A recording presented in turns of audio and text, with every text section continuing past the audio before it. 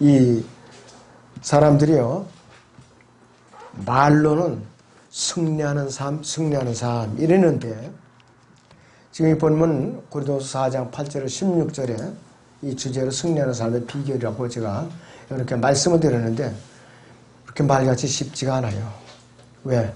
여기 우리가 타락한 본성을 우리가 갖고 태어난 상태에서 거듭나긴 했지만은 육신을 가졌어요. 육신을. 욥도 그렇게 참 신실했던 사람인데, 그렇게 마귀를 통해 가지고 육신을 갖다 자꾸 긁으니까 결과적으로는 자기가 태어난 날을 후회했어요. 결과적으로 모든 책임을 하나님께 뒤집어 씌우고 말았죠.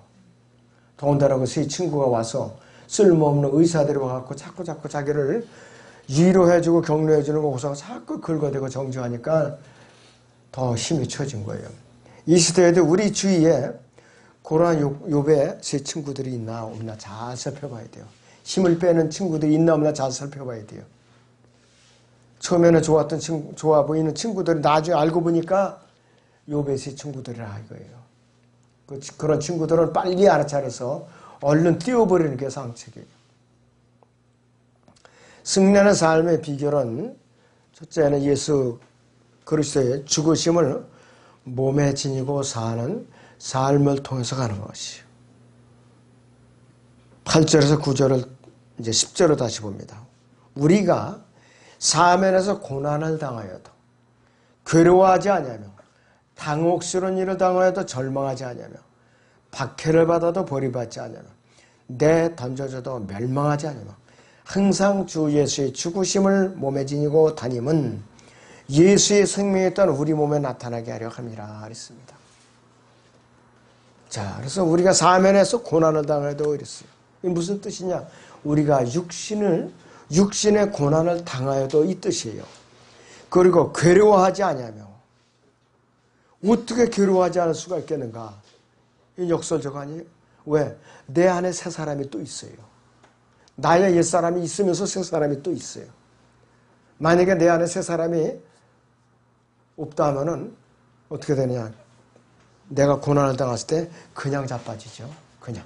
그리고 당혹스러운 일을 당하여도 어처구니 없는 일을 당하면 당황해서 깨지기 쉬워요. 자, 여러분들 질그릇 안고 가다가 깜짝 놀라면 그냥 내팽개쳐버리고 깜짝 놀래갖고. 여러분들, 내가 당하는 것이 아니라 깨어지기 쉬운 질그릇, 그것이 당하는 게 바로 내 속사람이 당하는 게 아니라 그랬어요. 절망하지 아니하며 그랬어요. 내 안에 예수님께 계시기 때문에 내가 절망하는 순간에 닥쳐올지라도 예수님께서 나를 돌보시는 거예요. 새 힘을 주시고 나의 그 생명이신 그분께서 힘을 주시는 거라 이것이. 박해를 받아도 사도 바울은 포기하지 않았어요. 왜 그런가? 박해는 어디서 받아요? 외부에서 내 육신을 공격하는 거예요. 외부에서. 어떻게 견뎌냈습니까? 내 안에 속사람이 예수님께 부르짖어요. 성령님께서 나를 갖다 대신해서, 내가 지치면 나를 대신해서 하나님께 부르짖는다 이것이. 그리고 버림받지 않냐고 그랬어요. 왜 버림받지 않을 수가 있는가? 예수님께 결코 우리를 버리시는가? 안 버려요. 징계는 따르지만은 버리실 수 없어요. 만약에 우리를 버리셨다. 전능하신 하나님이 아니에요. 너 나한테 마음에 안 들어. 너 귀신에서 안 돼갔어. 이렇게 물건처럼 버릴 수가 없어요. 결코 버릴 수가 없어요. 얼마나 자비하신 분이냐 이것이에요. 근데 사람들은 예수님이 하나님께 날 버리셨다. 이런 식으로 말을 희쁘게 내뱉는데 그건 참 조심해야 될 사람들이에요. 자, 히브리서 13장 5절을 보겠습니다. 히브리서 13장 5절을 보죠. 히브리서 13장 5절입니다.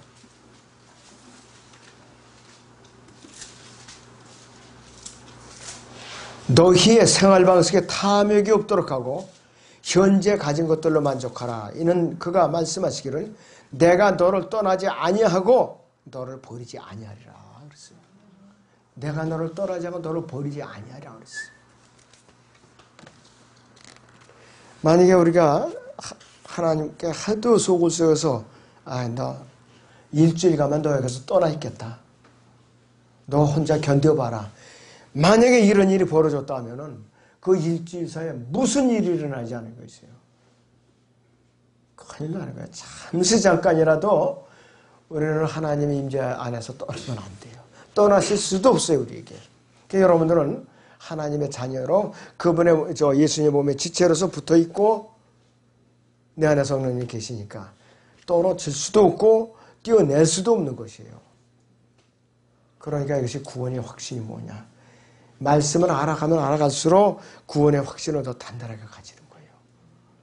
예배에 참여해서 메시지를 들으면 들을수록 더욱더 견고해지는 거라 이것이에요. 그리고 내 던져져도 멸망하지 아니하며 그랬어요. 내 던져져도 멸망하지 아니하며.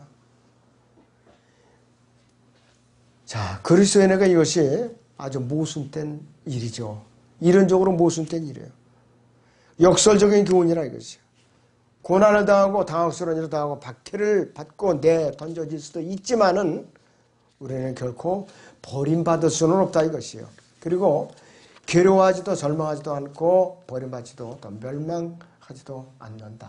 결론적으로는 우리는 그렇게 될 수가 없는 몸이라 이것이. 그렇게 되기 위해서는 조건이 있어요. 여기서 고린도후서 4장 10절을 다시 봅니다. 고린도후서 4장 10절. 항상 주 예수의 죽으심을 몸에 지니고 다님은 그랬어요. 예수의 생명이 또한 우리 몸에 나타나게 하려 함이라 그랬습니다. 우리의 생명의 증표이신 그분이 죽으심을 내 몸 안에 내가 항상 품고 다녀야 돼요. 내가 갈보리 십자가에서 주님과 함께 죽은 사실이 있다는 것, 그것을 내가 몸에 품고 다녀야 돼요. 교리적으로는 무슨 말인가? 예수님께서 내 몸 안에 계시는 거예요, 지금.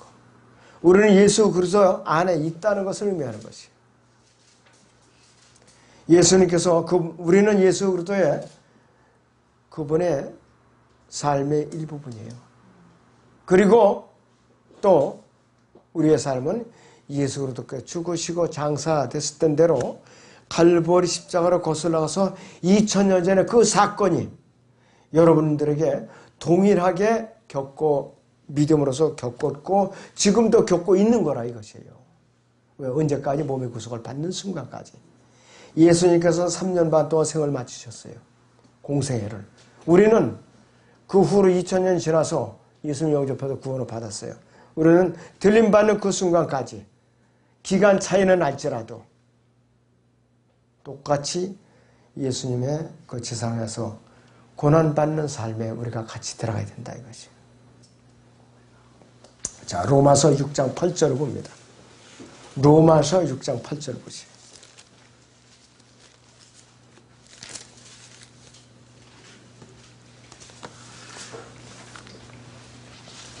이제 우리가 그리스도와 함께 죽었으면 또한 그와 함께 살 줄을 믿으며 그랬어요. 그리스도께서 죽은 자로부터 일으키게 하셔서 다시는 죽지 아니하시고 사망에 더 이상 그로 주관하지 못하는 줄 우리가 아노라. 그가 죽으시면 죄에게 단번에 죽으시며 그가 사심은 하나님께 사심이라. 이와 같이 너희도 너희 자신의 정령 죄에게는 죽은 자요 예수 그리스도 우리 죄로 말미암아 하나님께는 산 자로 여기라 했어요. 근데 말로는 거듭났다 하면서 항상 죽은 자처럼 행동을 한단 말이에요. 이게 문제예요, 이거. 왜 산자로 여기라고 그러는데 왜 죽은 자처럼 행동을 해요? 구원받지 못한 자처럼 행동을 하니까 구원의 확신이 없지요. 헛소리나 하고. 그런 사람은 주님께서 오실 때까지 죽어도 구원 못 받아요. 절대로 거듭날 수가 없어요, 그런 사람들. 그래서 나는 참 이상하죠. 똑같은 길을 가졌는데 어떻게 이렇게 귀 고막이 두꺼울까? 어떻게 이렇게 감각이 무딜까? 어떻게 이렇게 지옥에 대한 두려움이 전혀 없을까? 그것도 저 개인적으로는 참 아주 이해하기 힘든 일이에요. 저 어떻게 이 고막이 얼마나 두껍길래 마음속으로 왜 이렇게 감동이 없을까? 어? 여러분들은 정말로 다행스러워요. 여러분들은 양심이 민감하고 귀의 고막이 얄팍하기 때문에 금방 두려운 마음에서 죄인인 걸 깨닫고 예수님 영접해서 구원받았잖아요.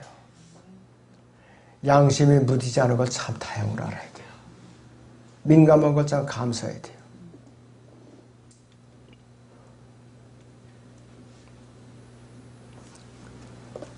자, 우리는요, 언제든지 사도 바울은 몸이 성할 날이 없었어요. 가는 곳마다 박해받죠, 매맞죠, 조롱당하죠, 헐벗고 굶주리죠, 배 타고 건너가도 배가 파손돼가지고서 또 고통받죠, 강도들 만났죠. 가장 철천지 원수가 누구냐면 동족들이에요. 유대인들. 가는 곳마다 해방을 하는 거예요. 가는 곳마다. 불량배들 동원해가지고서 계속해서 그냥 폭동 일으키고 해방을 하고 그랬어요. 그랬을지라도 사도 바울은 동족도를 증오하지 않았어요. 제가 그 입장을 해서 아마 욕부터 튀어나왔을 거예요. 로마서 9장을 보겠습니다. 로마서 9장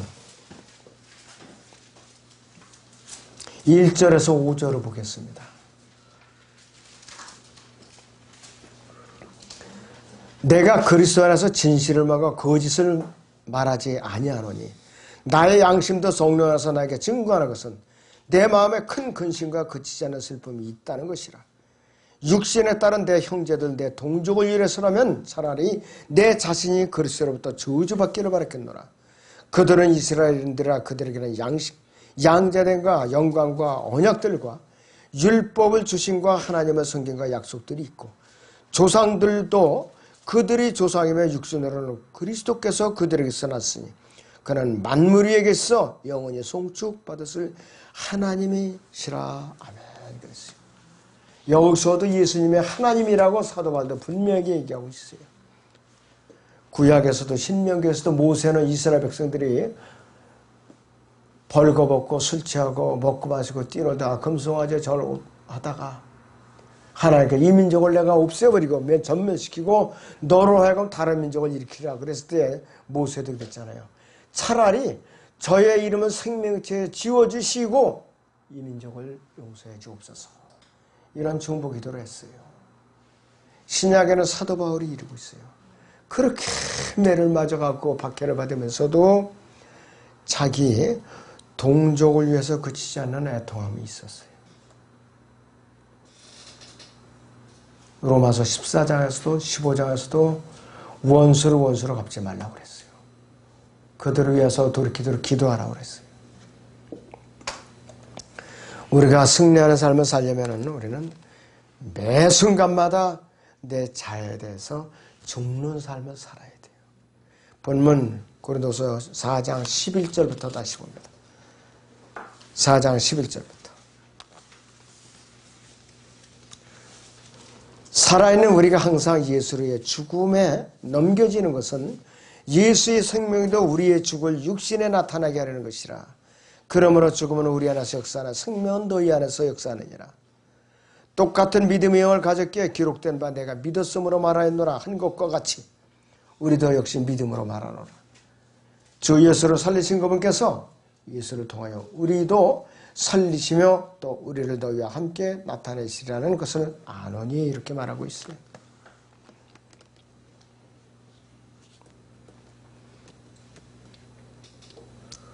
여러분들이 지금까지 살아오면서 좋은 일도 있었고 나쁜 일도 있었고 또 괴로운 일도 있었고 슬픈 일도 있었고 몸의 고통도 있었을 것이고 기쁨도 있었을 것이에요.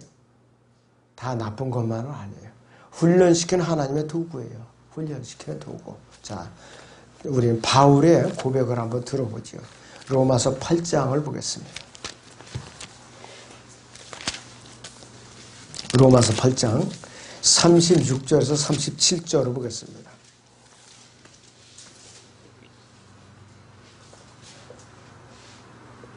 기록된 바와 같이 우리가 주를 위하여 온종일 죽음을 당했으며 도살당할 양으로 여김을 받았나이다 라고 하였느니라. 그러나 이 모든 일에서 우리를 사랑하시는 그분으로 말미암아 우리가 이기는 자들보다 더 나으니라 했어요. 환난 성도들보다 더 낫다. 이게 비교도 안 돼요. 우리는 그리스도의 신부예요. 그분의 또 공동상수자예요. 어디다가 비교가 돼요. 대환란 기간에는 아무리 자기가 죽도록 고생하고 구원을 받았어도 공동상수자가 될 수가 없고 신부가 될 수가 없어요. 그 환난 성도들이 얼마나 억울할 거예요. 만약에 환난을 당하고 구원받은 사람들이. 이 교회 시대의 믿음으로 구원받은 성도들하고 자기가 그리스도의 심판석 올라가서 보면은 하늘과 땅 차이거든요. 그러니까 예수님한테 저 같으면 그럴 만해요. 주님 너무하십니다. 저희는 이렇게 죽을 고생을 해가지고 겨우 목숨을 건졌는데, 혼을 구원을 건졌는데 이 사람들이 어찌해서 이렇게 차별대우를 합니까? 이럴 말이 나올 만도 해요. 우리는 그냥 믿기만 해서 구원받은 거예요. 자, 그래서 구원받는 것도 때를 잘 타고 나서 마음을 열어놓고 살고 있는 이 교회 시대의 그리스도인들에게는 얼마나 행복한 일이냐 이것이. 너무나 넘치는 복이라 이것이. 자, 우리 휴전선 이북에 사는 그 박해받는 동포들을 생각해 버렸어요. 그 사람들은 성경책도 변변한 게 없이 성경 몇 구절 갖고 읽다가 들켜서 강제 수용소에 갇혀가지고 폭에서 잠을 자고 강제 노동을 하고 밥도 형편없이 이렇게 얻어먹고 이런 사람들에 비하면은 우리가 얼마나 분에 넘치는 생활을 하고 있는가. 오히려 그 사람들이 남아있는 사람들을 위해서 기도한다는 거예요. 지금 남아있는 있는 사람들을 위해서. 과연 우리는 그 사람들에서 얼마나 목이 터져라고 기도를 해줬는가. 심각하게 생각해야 돼요. 부끄러움을 느껴야 돼요. 여러분들. 오히려 주님께서는 강제 수용소에서 죽을 고생을 하면서 박해를 받으면서 우리를 위해서 중보하는 그 사람들 때문에 지금 이 남한의 이 배교한 기독교회를 지금 치지 않고 유예 기간을 두고 계시는지도 몰라요. 그분들의 기도 때문에 지금 전쟁을 막아주시고 우리가 돌이킬 때까지 기다려 주시는 줄은 누가 알겠어요. 참으로 우리 마음에 양심에 호된 책망을 받고 돌이킬 줄 알아야 돼요. 기도하셔야 돼요, 여러분들. 그래서 이 바울이 고린도후서 4장 8절 10절에서 온갖 고난을 겪은 이유는 뭔가 이것이. 고린도인들의 유익을 위해서 했어요. 자기 유익을 위해서가 아니라. 고린도인들이 웬 못됐잖아요. 아주 그냥. 나쁜 짓으로 골라하고 분파를 만들고 나는 게바에게 속한다. 나는 바울에게 속한다. 나는 누구에게 속한다. 그냥 지들끼리 몸을 찢고 그냥 공치사하고. 바울은 또 편지를 보면은 무게가 있고 힘이 있는데 만나보니까 키가 작고 왜소하고 말도 어눌하다 이거예요. 이런 불경한 자들이 어디 있어요. 그런 자들을 위해서 자기가 온갖 고난을 겪은 이유가 뭔가 그들의 유익을 위해서 받았다 이거야 내가. 그런 거를 보면은 우리는 불평할 게 아무것도 없어요. 불평할 게 아무것도 없다 이것이요. 그리고 우리가 이 강단에서 말씀을 설명할 때마다 집중해서 들어야 된다 이것이요. 어떤 일이 있어도 딴전 피우면 안 돼요.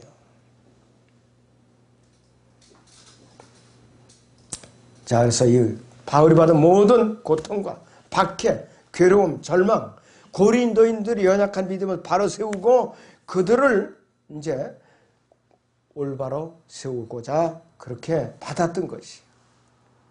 자, 그리스도인은 우리가 우리 자신의 죄에 대해서 죽은 것으로 여기면 어떻게 되느냐? 또 다른 생명을 낳는 기적이 또 일어나요. 우리가 자꾸 살아서 날뛰면은 다른 생명을 낳는 거 어림도 없어요. 안 된다 이거지. 내가 죽어야 된다 이거지. 그래서 이 박해와 시련들이 바울을 자기가 겪은 박해와 시련들이 고린도에서 회심자들을 얻은 것이에요. 그 일이 없었다면은 회심자들 얻기 힘들었었어요. 자, 고린도후서 4장 17절을 봅니다. 자, 고린도 후서 4장 17절을 보겠습니다.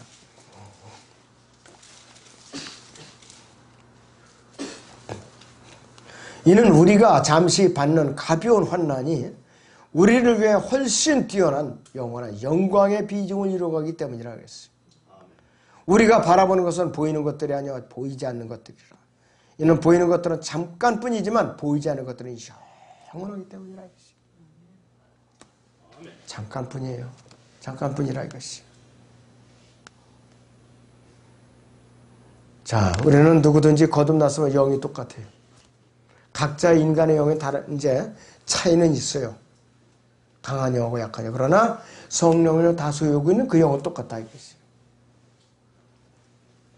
자, 어딘가에서 하나님 말씀이 전파되면은 믿음이 일단은 생겨요.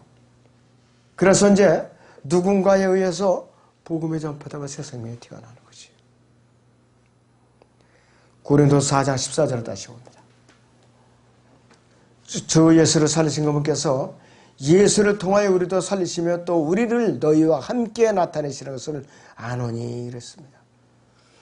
혼을 일겨오는 자들에 대한 아주 주어진 엄청난 약속들이에요. 자, 예수님께서는요, 우리가 이제 셋째 하늘에서 내려오시면서 마지막 나팔을 부실 거예요.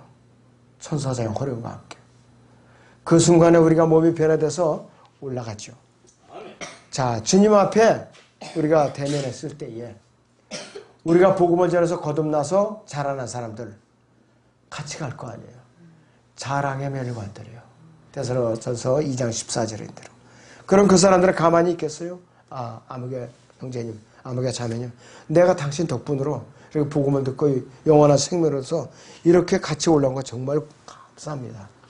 주님 앞에서 자랑을 한단 말이에요. 그리고 이 지상에서 한 사람이 주님 영접할 때마다 셋째 하늘의 천사들이 또 가만히 있는 거 아니에요. 같이 기뻐하면서 환호성을 질러요. 찬양을 드린다 이것이. 자, 그래서 여러분들 제가 누누이 말씀드리지만은 아주 너무 욕심 부리지 말고 딱 한 사람을 정확하게 길러내라 이거예요. 그 사람이 정확하게 또 주님의 군사 노릇을 하게. 그러면은 여러분도 칭찬받아요. 빌리그레함은 모데카이 햄이라는 사람이 복음을 전했어요. 그 사람 하나 구원시켜놨어요. 모데카이 햄은. 근데 모데카이 햄은 꿈도 못 꿔서 그렇게 이 빌리그레함이 여러 사람을 복음을 전해서 복음 전도자를 클 줄은 몰랐죠. 한 사람을 구원받게 함으로써 그 어떤 일을 할지 누가 알겠어요.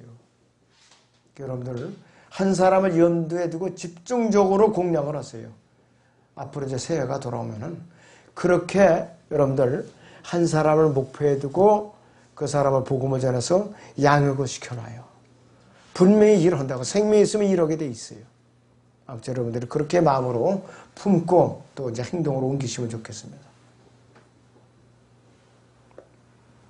그럴 때는 우리 그리스도인들은요, 내가 변화받는 그 순간까지 어떤 이유에서든지 우리는 새 생명을 낳는데 마음을 품고 있어야 돼요.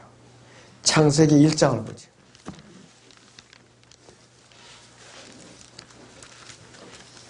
(26절부터) 28절까지 하나님께서 말씀하시기를 우리의 형상대로 우리의 모습을 따라 사람을 만들자. 그래야 그들로 바다의 고기와 공중의 새와 가축과 모든 땅과 땅 위를 기어다니는 모든 기는 것을 다스리게 하자 하시니라. 그래야 하나님께서 자신의 형상대로 사람을 창조하였으며 꼭 하나님의 형상대로 그를 창조하였으며 그들을 남자와 여자로 창조하셨느니라. 하나님께서 그들에게 복을 주시고 하나님께서 그들에게 말씀하시기를 타산하고 번성하며 땅을 다스리고 그것을 정복하라. 그리고 바다의 고기와 공중의 새와 땅 위에서 움직이는 모든 생물을 다스리라고 하시니라 그랬습니다. 교리적으로는 우리와는 관계가 없어요. 그러나 우리는 이 땅에서 몸의 변화를 받는 그 순간까지는 땅을 다시 채우는데 뭘로 채우느냐? 복음으로 채우는 거야, 복음으로. 거듭난 성도들을 이제 탄생시키는 거야, 자꾸. 복음의 씨앗을 뿌려서. 자, 이 승리하는 세 번째 비결은 뭐냐? 날마다 새로워지는 나의 속사람을 통해서 나는 승리하는 삶을 살 수가 있어요. 자, 본문 고린도서 4장 15절에서 17절까지 보겠습니다. 4장 15절에서 17절까지 봅니다. 모든 것이 너희를 위하면 많은 사람의 감사를 통해 풍성한 은혜가 하나님의 영광에 넘치게 하려는 것이라. 이런 까닭에 우리가 낙심하지 아니하노라. 오히려 우리의 겉사람이 썩어질지라도 우리의 속사람은 날마다 새로워지라니. 이는 우리가 잠시 받는 가벼운 환난이 우리를 위하여 훨씬 뛰어난 영원한 영광의 비중을 이루어가기 때문이라. 우리가 바라보는 것은 보이는 것들이 아니요 보이지 않는 것들이니라. 이는 보이는 것들은 잠깐뿐이지만 보이지 않는 것들이 영원하기 때문이라 그랬어요. 이 성장한 그 당시에 성장한 고린도인들은 하나님께 바울의 공로로 인해서 감사를 했어요. 대부분은 육신적인데도 불구하고. 그래서 이 감사가 하나님께 드려질 때에 예수님께서 영광을 받으셔요. 감사하는 사람들이 많아질수록 하나님께서는 더 많은 영광을 받으세요. 한 지역교회 회원들이 하나님께 감사할 때 하나님께 영광을 받으시는 거예요. 감사하지 않고 인상이나 찌푸리고 서로 그냥 어르렁거릴 때는 하나님께서 영광을 받으시지 못해요. 그 교회를 통해서 영광을 받으시는 것이 아니라 근심하고 계세요. 셋째 하늘에서 근심하고 계세요. 내 이 교회 때문에 참 속상하다. 언제나 내가 마음 편해 이렇게 이 교회를 바라볼 수 있나. 인간의 마음하고 똑같으세요. 그럴 때. 참 이 교회 어느 회원도 속 좋은 것만 썩였으면 좋겠다. 이런 마음이 드는 건 똑같아요. 우리하고. 그래서 우리 몸이 아무리 연약해져도 내 몸을 가는 새 사람은 날마다 새롭게 되게 돼 있어요. 범죄하려 되지 않으면. 그래서 우리 새 사람은 달아서 못 쓰는 일이 없어요. 이 육신의 몸은 달아보면 어떻게 돼요? 기력이 떨어져요. 기억력이 쇠퇴해요.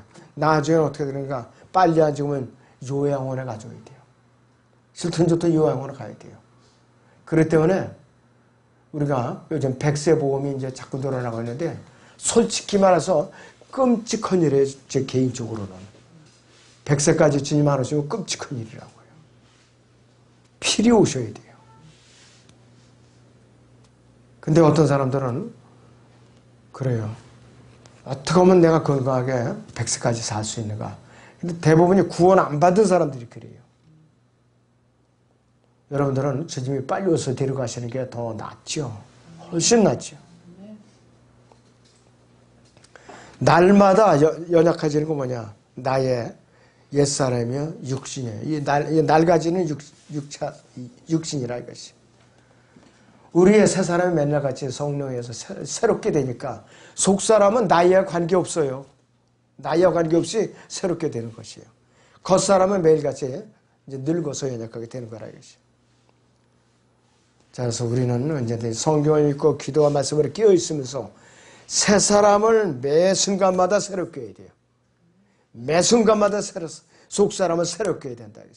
그래서 예수님과 항상 소통을 해야만이 우리가 이 새롭게 되는 일이 우리에게 실제적으로 매 순간마다 이루어질 수가 있어요. 이래야만 승리하는 삶을 살 수가 있고 보장을 받을 수가 있습니다. 기도하겠습니다.